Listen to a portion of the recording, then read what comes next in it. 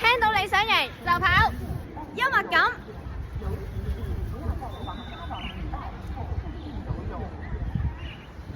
點解幽默感唔得啊？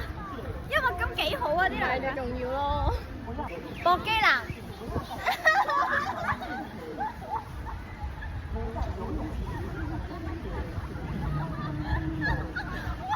直男嘅。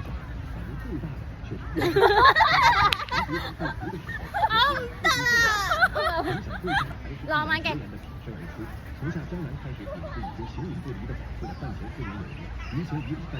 識溝通嘅。連上嘅。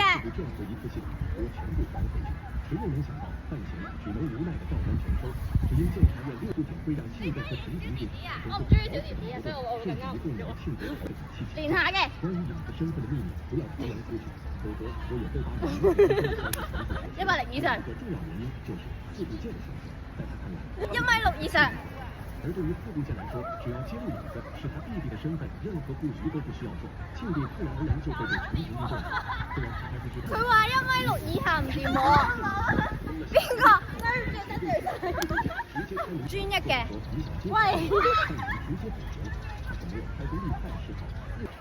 控制欲強嘅。因为本期被编故绝不是副部件愿意看到的局面，但是范闲重点还是陈情。